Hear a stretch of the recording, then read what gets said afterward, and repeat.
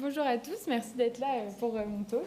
Du coup, effectivement, on va parler de micro-front-end. Dans beaucoup de talks récemment, j'ai vu que souvent on vous racontait une histoire. Moi, j'ai décidé de ne pas vous raconter d'histoire aujourd'hui, mais je vais vous raconter ma vie. Ça commence en septembre dernier où je commence une nouvelle mission. Et je suis super contente parce que c'est une mission en Angular. Angular, ça a la grande cote en ce moment, ils font plein de nouveautés. Et puis moi, je viens un peu du back-end, donc j'étais super contente de découvrir une mission en Angular. J'arrive en mission, ça se passe super bien. Et là, je vais dans un module un peu caché et je vois des fichiers JS avec des fichiers HTML à côté. Et mon équipe me dit « Ah oui, oups, en fait, notre belle application Angular, c'est pas vraiment une application full Angular. Il y a de l'Angular JS et en fait, c'est une application hybride, machin, machin. » Et ils me disent « Bah du coup, en fait, on n'a pas de routeur natif, on a du UI router. » Je sais pas s'il y en a qui connaissent le UI router, c'est pour faire marcher des applications JS avec des applications Angular classiques. Et du coup, ça en vient à tout un tas d'autres contraintes. On a des milliards de libs parce qu'il faut qu'elles soient compatibles avec AngularJS et avec le nouvel Angular. Donc parfois, on a même des alias pour avoir deux versions de la même lib. On est coincé en Angular 15 parce qu'on a des milliards de libs qu'on n'arrive pas à migrer et que la migration Angular 16 est compliquée.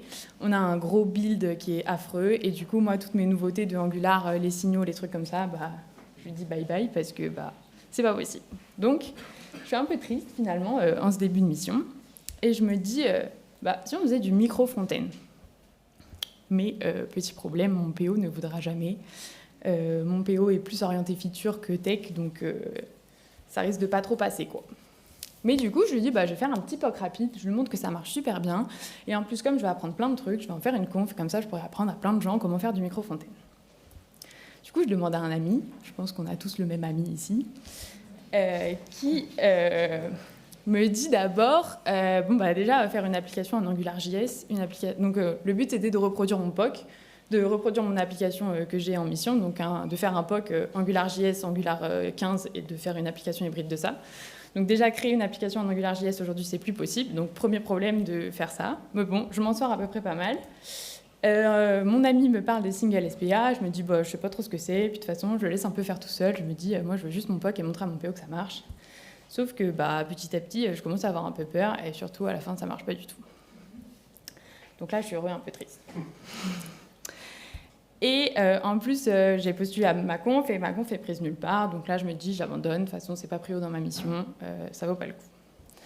Et côté mission finalement on arrive à quand même trier nos libs, passer de Angular 15 à Angular 16, de Angular 16 à Angular 17. On a toujours le gros AngularJS qui est moche, mais on arrive quand même à monter petit à petit. Et arrive le moment où on doit passer de Angular 19 à Angular 20, et le moment où Angular conseille fortement d'arrêter Webpack et de passer à autre chose et de migrer vers Vite. Et du coup, AngularJS, parler de Vite, c'est pas top top. Donc ça remet le sujet sur la table de, en fait, cette application, elle est chiante à chaque fois qu'on veut migrer, qu'on veut upload de version. On a tout un tas de problèmes et c'est chiant. Et en plus, mon sujet de conf a été pris au DevLil. Donc je me dis, go, je reprends tout de zéro. Et c'est parti, je recreuse le sujet des micro-front-end à fond. Je m'appelle Laurine Lenet, je suis développeuse full stack chez Takima. Et aujourd'hui, mon objectif, c'est de faire cohabiter MamiJS et Baby 21 sans que l'utilisateur s'en rende compte. Mais du coup, au lieu de me précipiter vers mon ami, je commence simple. Je prends deux belles apps Angular 21 et je me dis déjà j'essaie de les faire cohabiter elles et puis on verra plus tard pour MamiJS. Et donc pour faire communiquer deux belles apps Angular 21, qu'est-ce qu'on peut utiliser? Pour ça, je vais vous raconter un peu l'histoire des micro-front-end. Donc au temps des dinosaures, avant que toutes les technologies arrivent, on a plusieurs solutions. On a la solution de ne pas faire de micro-front-end, de faire un monolithe. Donc tout le monde partage un gros repo.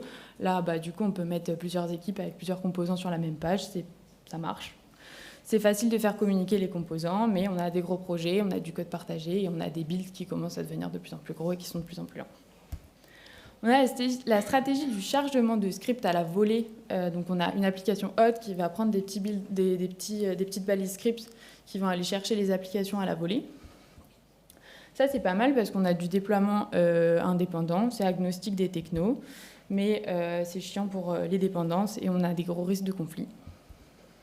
Autre possibilité, c'est de faire des packages NPM. Chaque équipe publie son app sous forme de package NPM. On a une grosse app qui récupère tout le monde, qui met dans son package.json les versions.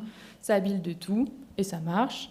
En plus, c'est pratique parce que s'il y a une appli qui ne marche pas, le build y plante. Donc au moins, on est sûr de ne pas mettre des trucs en prod qui ne marchent pas. Mais à chaque fois qu'on veut une nouvelle version, il faut redéployer l'application mère. Et pareil, plus les applications grossissent, plus les temps de build sont exponentiels. Dernière chose qui est possible de faire au début, c'est les balises iframe. Donc on met une petite balise iframe et ça pointe vers une application. C'est pas mal parce que c'est de l'isolation absolue et c'est facile à mettre en place, mais c'est pas top niveau expérience utilisateur. Alors j'ai appris à la conf d'avant que Perth utilisait les iframes, donc peut-être que c'est pas si mal, mais je ne m'avance pas. Mais donc voilà, toutes ces solutions, globalement, elles sont pas très jolies, elles sont un peu casse-tête. Et on en est là, on est sur le début, les prémices, on essaie de faire communiquer plusieurs applications en même temps. Donc il y a un petit monsieur qui en a un peu marre que ce soit compliqué et qui lui a un peu de temps à tuer et il se dit moi je vais écrire une solution et mon objectif c'est de partager du code au runtime et de résoudre le problème de partage de dépendance. Mais son gros problème c'est qu'il se dit si je veux que ma solution elle soit pérenne, je ne veux pas juste bricoler quelque chose au-dessus d'un bundler, je veux vraiment que ce soit au cœur du système de bundling. Et du coup il fait appel à son pote Topias Cooper, qui est le créateur de Webpack, et tous les deux, ils sortent ensemble Webpack 5 et Module Fédération. Et Module Fédération, ça s'intègre directement au cœur de Webpack 5. Donc ça, c'est en octobre 2020. Et là, c'est la grosse fête parce qu'on a enfin une solution qui marche pour faire du micro-front-end à grande échelle. Ça marche trop bien parce que du coup, on a de l'orchestration asynchrone. Donc on va aller uploader des composants à la volée via des URL. Et on a une gestion intelligente des dépendances. Donc ça permet des déploiements indépendants et des apps indépendantes du coup. Et ça nous permet des petits builds rapides. Donc là, on est là et on est super content. En parallèle de ça, en 2018, les navigateurs ils commencent à supporter les ECMAScript modules. C'est la dernière fois que je le dirai parce que j'arrive jamais à le prononcer. Les ESM et les import maps. Donc ça, la grosse différence, c'est qu'avant, on ne pouvait pas faire d'import-export dans les navigateurs. Donc, on est obligé de faire comme Webpack le fait, de créer un gros bundler qui va aller lire tout le code et faire un truc qui est lisible par les navigateurs. Et maintenant, en fait, on n'a plus besoin de ça parce que les navigateurs, ils sont capables d'aller résoudre des modules au runtime. Donc, on leur met une balise script et ils sont capables d'aller chercher eux-mêmes les fichiers dont ils ont besoin. Ils n'ont pas besoin d'avoir un gros paquet avant. Donc ça arrive un peu avant Module Fédération. Et du coup de ça, il y a Evan Yu qui lui en a marre que Webpack ce soit super lent, qui se dit tiens, j'ai un peu de temps, je vais créer Vite 2.0 et il le sort en février 2021. Je ne vous fais pas l'analogie de Vite en détail, je vous parle des grands principes. Si vous voulez voir Vite, il y a Esteban qui parle demain de Vite, donc n'hésitez pas à aller voir sa conf. Mais globalement, les dépendances, elles sont basées sur ESBuild. ESBuild, c'est petit, c'est codé en Go, et donc c'est hyper rapide. Et le code source, il se base sur les ESM. Donc il y a des requêtes de navigateur, ce qui fait que le débarrage est globalement instantané. Donc ça, c'est très rapide. Ça s'appelle Vite, d'ailleurs. Donc on est là. En février 2021, on a Vite 2.0 qui sort. Et du coup, il y a une grosse problématique pour les entreprises. Soit elles font du micro-front-end et elles restent sur Webpack, soit elles sont performantes et elles veulent aller vite, mais elles ne peuvent pas faire de micro-front-end. Donc il y a la communauté en 2021 qui crée un module, un plugin qui leur permet de faire ça. Mais c'est pas super maintenu et c'est un peu buggé, ça marche pas super bien. Mais ça fait le taf. En 2021, on peut faire des micro-front-end en vite. Grosse annonce, en 2022-2023, Angular décide d'abandonner Webpack. Et donc là, toutes nos entreprises qui se disaient moi vite, je m'en fous, je suis sur Angular, ça marche très bien, se disent non, c'est pas possible, ça marche plus.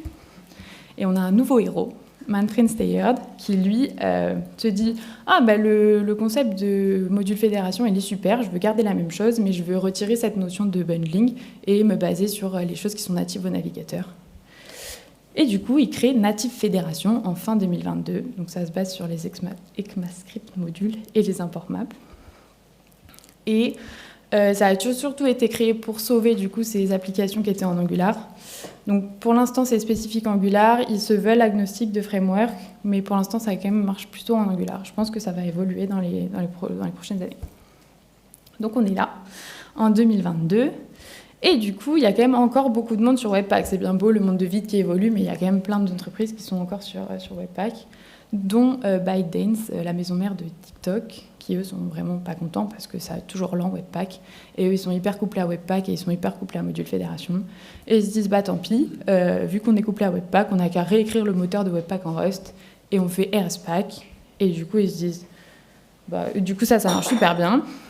Et Zach Jackson, qui voit un peu son marché s'envoler, il se dit, bah là, je suis plus trop maître du micro-fontaine, ça se fait un peu sans moi. Il dit, oh bah, allez, venez, on s'allie. Et en 2024, ils sortent Module Fédération 2.0 ou Module Fédération Enhanced. Et du coup, ce qu'ils ont fait, c'est qu'ils ont sorti Module Fédération de Webpack, ils ont ouvert la boîte noire, c'est beaucoup plus fiable. Ils ont rajouté de la synchronisation dynamique de type et ils ont fait un DevTool qui est trop top pour l'XP des devs. Et du coup, comme ils sont plus vendeurs loqués sur Webpack, ils sortent hyper rapidement un plugin vite. Donc voilà, on en est là. Là, on a à peu près toute la chronologie et toutes les technos qui sont possibles pour faire du micro-front-end. Mais du coup, nous, pour nos 2 applications Angular, qu'est-ce qu'on peut utiliser? On peut enlever Module Fédération 1.0. Ça, ne faut plus trop l'utiliser. C'est vraiment plus pour les trucs qui sont encore legacy. Et le plugin Vite, il n'est vraiment pas adapté à Angular. Donc, il nous reste 2 grands, Native Fédération ou Module Fédération 2.0. Donc, un qui est une surcouche JS et l'autre qui est vraiment basé sur les choses qui sont natives au navigateur. Module Fédération, il est plus souple. Il va autoriser des versions d'applications différentes. Il a un DevTool qui est mature et il fait du typage dynamique. Mais du coup, comme c'est une petite surcouche, il est un peu plus lourd et un peu plus complexe à mettre en place. Donc ça, on va le favoriser pour les équipes qui sont désynchronisées et où on veut une grosse flexibilité au niveau des inter-équipes. Native Fédération, de son côté, il est super léger, super rapide et il s'intègre parfaitement avec Angular puisqu'il a été créé pour ça. Mais par contre, il a une zéro tolérance au niveau des différences de versions. Donc on va plutôt le privilégier dans les moments où on a une gouvernance qui est forte et on force un peu toutes nos équipes à avoir la même version d'Angular. Les deux sont faites pour partager du code au runtime et partager les dépendances. Et du coup, pour nos 2 apps Angular, nous on a 2 apps, c'est un POC, on est en Angular 21, donc Native Fédération, c'est parfait pour nous. Et du coup, j'ai fait des POC pour illustrer tout ça. Et quitte à vous raconter ma vie, je continue de la vous raconter. Moi, j'adore le triathlon, donc j'ai fait des applications de triathlon.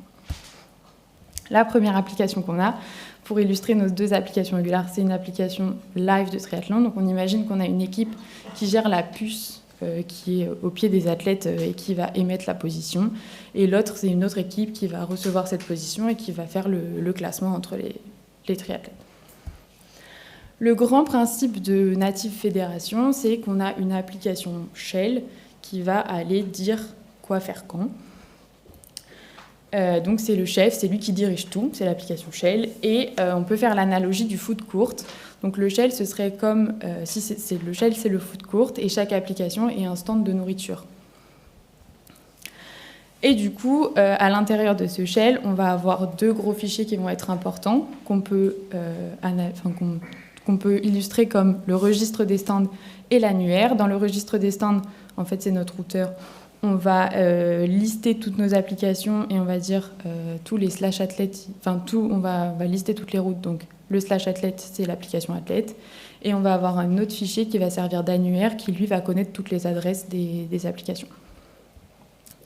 Côté stand, donc côté remote, les apps, elles vont juste exposer leur menu.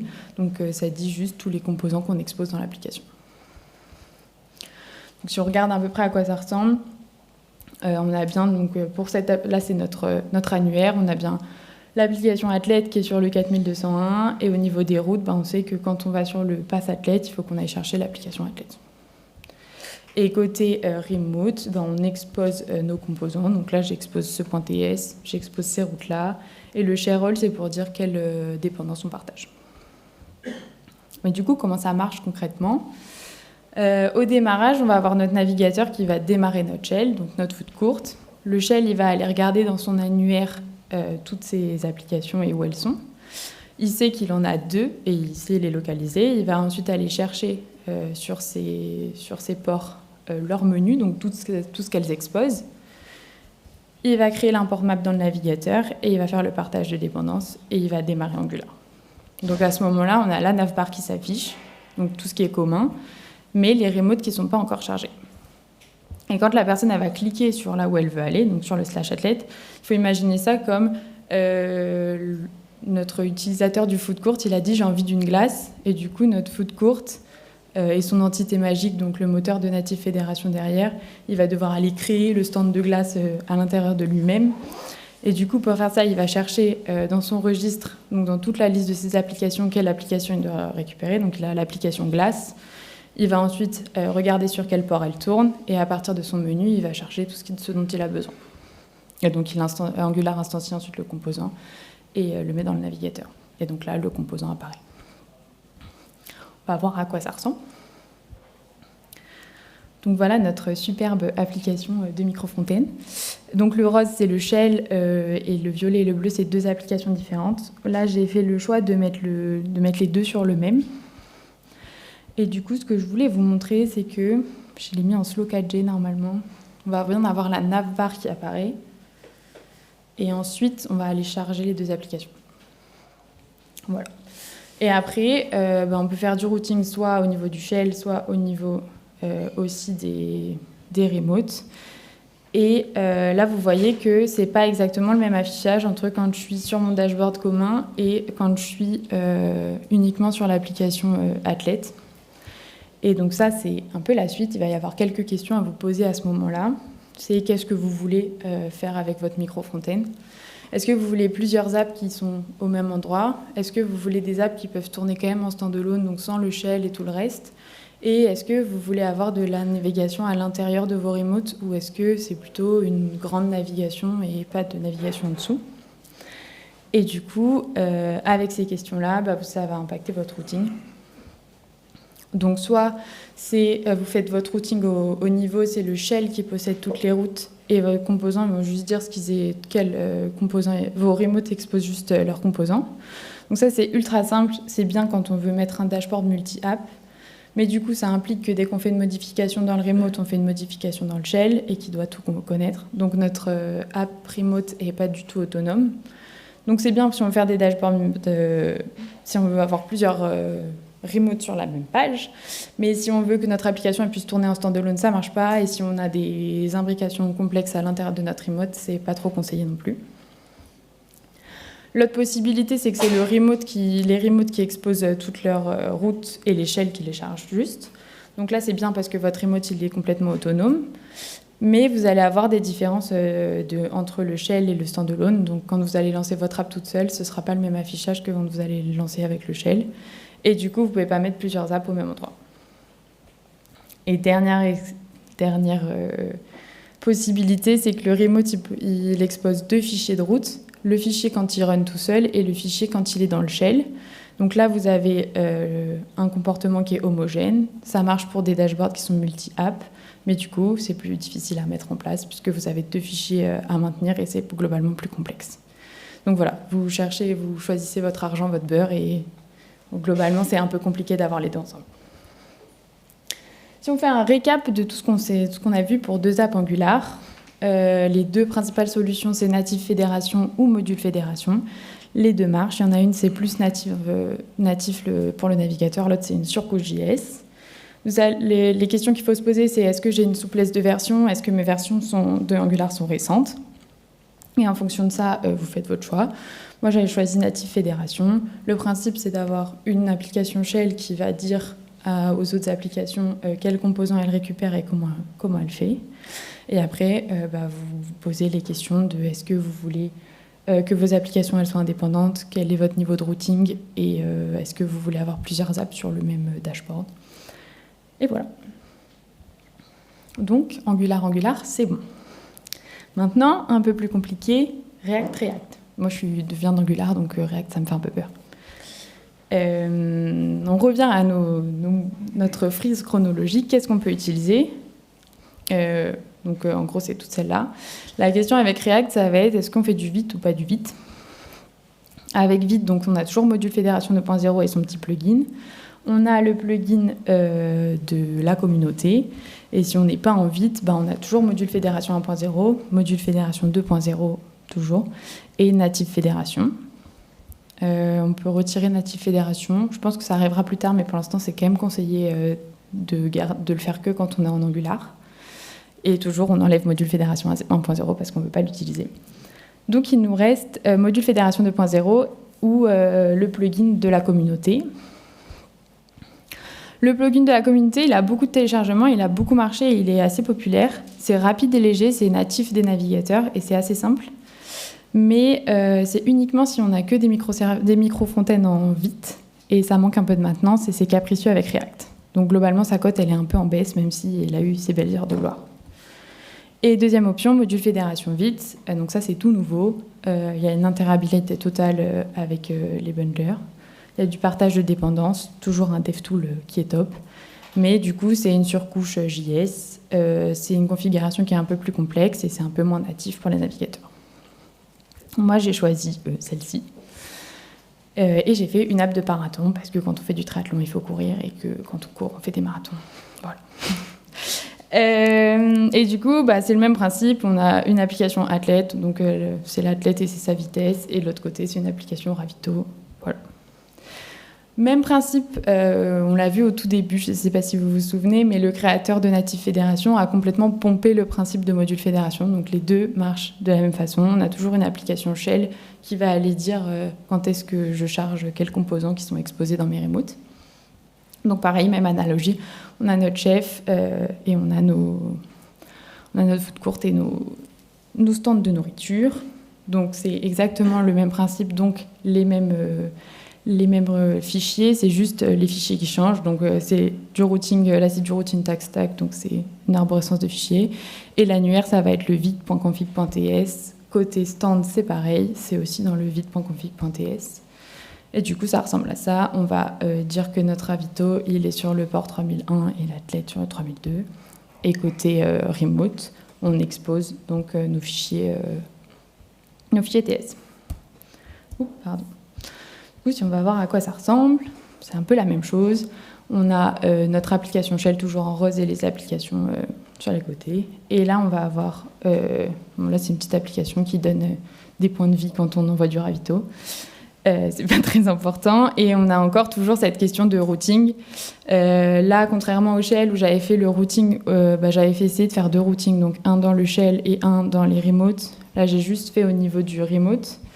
Ça va être le même principe. Vous allez vous poser les mêmes questions et c'est exactement est-ce que je mets mes routes en haut, plus bas, machin. Et il y a plein de questions, enfin plein de possibilités en fonction de votre besoin. Donc si on récap pour deux apps React, la question principale ça va être vite or not vite. Si vous choisissez vite, il y a deux possibilités, soit le plugin de la communauté, soit le module fédération. Les questions à se poser, c'est est-ce que j'ai de l'hétérogénéité, est-ce que je partage des dépendances et quel XP je veux pour mes devs. Et du coup, le principe, c'est d'avoir un shell qui orchestre nos remotes. Et vous allez vous poser les questions de ce que vous voulez pour ajuster votre routing derrière. Donc React, c'est bon. Maintenant, si on a deux apps, deux technos différentes, on ne peut plus utiliser le routing natif au framework. Donc, en Native Fédération, on utilisait le routing de Angular. Dans le module Fédération, j'utilisais le routing... Moi, j'ai utilisé TanStack, mais vous pouvez utiliser ce que vous voulez. Et du coup, c'est lui qui fait le routing à l'intérieur de ces deux technos. Là, maintenant, si on a deux apps différentes, on peut plus... Ils ne pourront pas se comprendre, donc ça ne marchera pas. On ne peut plus utiliser le routing natif. Donc, on se retrouve un peu sans techno sur notre belle frise. Et petit aparté, le partage d'une page avec deux apps différentes, deux technos différentes, c'est assez compliqué. Mais ça existe. Donc moi, d'abord, je me suis dit, je commence à faire deux apps, deux technos, mais je les mets jamais sur la même page. Je veux juste les rendre accessibles du même endroit, mais juste, elles partagent jamais une même page. Donc qu'est-ce qu'on peut utiliser ? On peut utiliser une gateway, un proxy, vous l'appelez comme vous voulez. Ça, c'est un peu une techno dinosaure, parce que ça date d'il y a longtemps. Et du coup, le principe, c'est j'ai deux apps complètement indépendantes. L'une, c'est pas que l'autre vit, même, et juste elles sont chacune fait son truc. Donc là, j'ai pris l'exemple de la salle multisport. On va avoir la salle de muscu qui a plein de trucs et plein de fonctionnalités, le bassin de natation qui a plein de trucs et plein de fonctionnalités, mais les deux savent pas qu'ils sont côte à côte et que l'autre existe. Et du coup, le but, ça va être d'avoir notre petit proxy. Donc, on va avoir quand même un petit peu de complexité. Si on veut que notre utilisateur il utilise notre app, il faut que il ait l'impression qu'il est sur la même application. Donc on va avoir cette notion de navbar là qui est un peu partagée. Et puis après, on va avoir un proxy qui va faire des choses. Je reprends la même analogie du début. Le proxy, ça va être notre food court et les remotes, ça va être les stands de nourriture. Et on a une nouvelle notion, c'est le plateau. Donc en gros, dans votre food court, chacun fait sa vie dans ses stands, mais vous voulez qu'il y ait une homogénéité, donc chacun a le même plateau. Et le plateau, ça va représenter notre navbar ici. Votre composant navbar, soit vous en faites une librairie, soit c'est un composant web, mais en gros, tous les remotes vont les intégrer directement dans leurs applis. Et après, votre proxy, il va être appelé par le navigateur et lui, il va faire toute la logique et il va juste rediriger bête et méchamment sur l'application en fonction de la route. Et après, chaque application vit indépendamment et chaque application a son routing en interne. Si on va voir à quoi ça ressemble, hop. Donc là, moi j'ai décidé de faire un routing que dans la navbar centralisée, mais globalement, je l'ai remis en slow catché. Donc globalement, vous avez, là on est toujours dans le bassin, et là on change d'endroit. La seule différence donc avec module fédération, c'est qu'on va avoir un gros rechargement. Donc vous voyez la navbar, on le voit pas tout le temps, mais la navbar disparaît. Voilà, c'est le petit truc UX qui fait que ça fait ça peut être pas très joli, quoi. Et du coup, les avantages et les inconvénients de la gateway, donc c'est super simple à mettre en place. Il y a une liberté techno folle parce que chaque application vit sa vie de son côté, donc déploiement indépendant et résiliente. Il y en a une app qui tombe, l'autre elle peut toujours vivre sa vie. Mais par contre, pas de partage de dépendance, pas de partage d'état. On a une navbar qui est un peu figée, on ne peut pas trop la modifier puisqu'elle est partagée et intégrée dans chaque appli. Et surtout, on a un rechargement complet de la page à chaque fois qu'on change d'application. Mais du coup, ça marche bien quand on veut avoir plusieurs applications qui sont complètement autonomes, et notamment pour des outils internes où l'UX n'est pas primordial, ça peut marcher super bien. Donc je les ai rajoutés là, dans notre frise. Et il existe autre chose. Oui, il existe Single SPA. Mon ami m'en avait parlé au début. Du coup, Single SPA, qu'est-ce que c'est ? Ça a apparu en 2016, donc c'est assez vieux comme technologie. Et c'est un framework JavaScript open source qui, lui, est un routeur / un orchestrateur. Donc lui, il va agir beaucoup plus haut niveau que Module Fédération et Native Fédération. Il va être vraiment dans le navigateur et il va dire quelle app monter et démonter à quel moment. Il ne va pas aller chercher des composants, chercher du code. Lui, vraiment, il cherche des apps et il les construit et les déconstruit. Donc, un peu le même principe. On a toujours une application Shell qui va orchestrer tout le monde. On a nos applications et on a une autre notion dans Single SPA, c'est la notion de parcelle. C'est pour des composants qu'on veut vouloir partager mais qui n'ont pas de route. Donc, des petits widgets qu'on veut mettre sur plein de pages différentes. Toujours la même analogie, on a toujours notre food court, c'est toujours le Shell, notre chef, et qui, lui, il orchestre tout, il dirige pas tout. Et on a, du coup, nos applications qui seront nos stands de nourriture, et notre parcelle, c'est notre plateau, les choses qu'on veut qui soient communes. Côté Shell, comment ça se passe ? On a, du coup, toujours notre registre et toujours notre annuaire, et on a un petit moteur magique qui va servir à faire apparaître et disparaître les applications. Donc en gros, c'est des petits fichiers, et c'est un peu le même principe que tout à l'heure. Et côté stand, par contre, là où on exposait nos composants tout à l'heure, là on a un contrat d'API à remplir, et du coup, il faut exposer 4 méthodes, 3 pour les apps et 1 en plus pour les parcelles. Bootstrap, mount, unmount et update. Du coup, Bootstrap, ça va être la toute première fois qu'on charge l'app. Mount, ça va être à chaque fois qu'on monte l'application. Unmount, à chaque fois qu'on la détruit. Et update, c'est uniquement pour les parcelles, c'est quand on veut faire des petites mises à jour au niveau des widgets. Et du coup, globalement, c'est le même fonctionnement que tout à l'heure, sauf qu'à la place d'aller chercher les composants, on va juste monter et démonter des applications. Si on va voir à quoi ça ressemble, on est un peu toujours pareil, on ne voit pas trop les différences. Donc là, j'ai mon shell, si ça veut bien marcher, je suis déjà sur le bassin. Donc là, je change d'application complète à chaque fois. Et le truc qui est bien, c'est que chaque application vit sa vie à l'intérieur, donc chaque application a son routeur interne à l'intérieur. Tac. Et ça, là, les petits widgets, c'est des parcelles C'est des parcelles qu'on peut du coup mettre partout où on veut. Voilà. Donc si on récap pour 2 applications indépendantes avec 2 technos différentes, on choisit soit la gateway, qui est une parcelle de routage, soit Single SPA, qui est un framework d'orchestration. Les questions qu'on va se poser, c'est quel est l'XP que je veux pour mes utilisateurs? Est-ce que ça me dérange d'avoir un rechargement complet? Est-ce que je veux partager des états? Et quelle est la simplicité, enfin quel coût je suis prêt à mettre en place? Single SPA va être plus lourd à mettre en place qu'une gateway. Et après, côté gateway, c'est juste un routing entre les URL. Et côté shell, c'est plutôt un orchestrateur qui va monter et démonter les applications. Et du coup, Single SPA, c'était là. 2 apps de techno sans partage de pages, c'est bon, on sait faire. Et maintenant, si je veux quand même partager des pages, je peux utiliser Single SPA aussi. C'est sa grande force, en fait, c'est qu'il permet de monter des pages et les démonter quand on veut faire des choses côte à côte, mais aussi quand on veut faire des choses ensemble. Et on peut aussi utiliser le Web Composant. Le Web Composant, qu'est-ce que c'est? C'est un standard du web et c'est 3 API natives.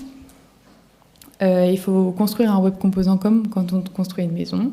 Donc on va déclarer notre Web Composant comme on déclare une maison avec un permis de construire. On va isoler notre Web Composant avec des murs.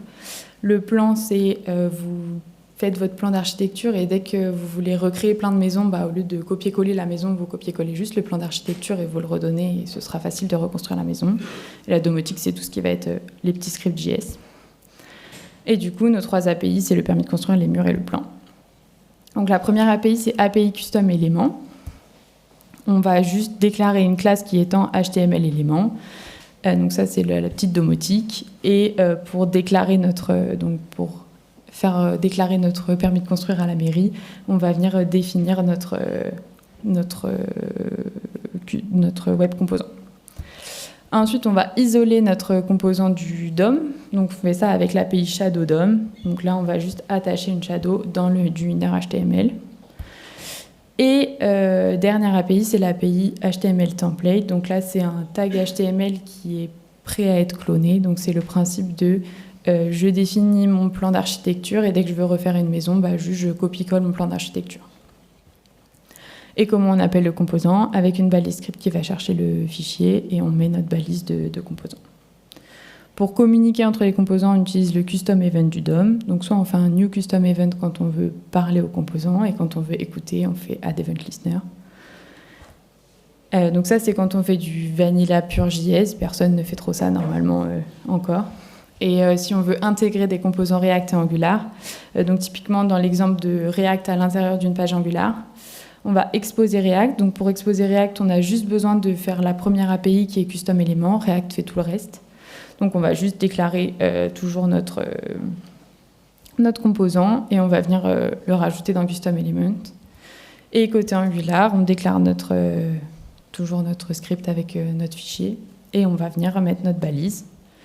Et pour communiquer entre les composants, en fait, les parenthèses et les crochets dans Angular, le tout est, les events, c'est juste du sucre syntaxique qui est au-dessus de custom event. Les avantages du web composant, pourquoi on peut en faire et pourquoi c'est chouette, c'est que c'est très léger, c'est standard du web. On peut le faire en n'importe quel framework et c'est hyper facile à mettre en place. Par contre, il n'y a pas de partage de dépendance, pas de cycle de vie, pas de lazy loading, le typage n'est pas top et la scalabilité est super limitée. C'est bien quand vous avez 2-3 web composants à mettre dans une page, si vous avez 50 équipes qui veulent le faire, ça devient compliqué. Donc pour 2 apps de techno, avec du partage de pages, comment on fait? Donc on a soit Single SPA qui marche super bien, soit des web composants. Les questions à se poser, ça va être est-ce que je veux partager un état? Quelle complexité je suis prêt à prendre pour mettre en place ma solution? Et est-ce que ma solution, elle doit être scalable ou pas? Et en fonction de ça, soit j'utilise Single SPA, soit j'utilise mes web composants. Donc 2 apps de techno avec partage de pages, on sait faire. Et là, on a un peu toute la frise des technos qui sont possibles. Petite aparté, du coup, je voudrais comparer Single SPA avec Module Fédération, même si c'est pas vraiment faisable. Mais comme je vous l'ai présenté moi, on avait l'impression qu'ils faisaient un peu la même chose. Il faut vraiment sentir qu'ils sont complètement différents. Single SPA, c'est vraiment l'orchestrateur. Il va gérer quoi et où. Et lui, il va être responsable de charger des applications en entier. Alors que Module Fédération, c'est vraiment un fournisseur de code. Donc lui, il va aller chercher des bouts de code et des composants qui sont exposés par des apps. Et c'est pas du tout la même façon de faire. Et du coup, il y en a un qui est plus pour du routing et du cycle de vie, quand l'autre fait plus de la gestion de dépendance et du lazy loading. Et du coup, les deux marchent bien ensemble. On peut faire du micro-front-end avec single SPA et module fédération. Single SPA qui va gérer le routing et module fédération qui va faire tout ce qui est partage de dépendance, etc. Et donc, en fait, il n'y a pas de bonne ou mauvaise solution. C'est vous qui allez trouver votre propre solution. Et il faut juste avoir plein de questions en tête. Est-ce que vous voulez avoir plusieurs applications sur la même page? Est-ce que vous voulez que vos applications elles puissent tourner toutes seules? Quel est le niveau de complexité que vous voulez apporter? Est-ce que vous avez de l'hétérogénéité technologique ou pas? Quelle performance vous voulez? Quel niveau d'UX vous voulez? Est-ce que vous avez une gouvernance forte où chacun fait un peu comme il veut? Et quelle est la taille de votre projet? Et du coup, pour Mamie.js, est-ce que vous avez des idées de comment on peut faire? Je vous remets les 3 grandes solutions. Qui vote Native Fédération? Personne. Module Fédération? Single SPA? Oui.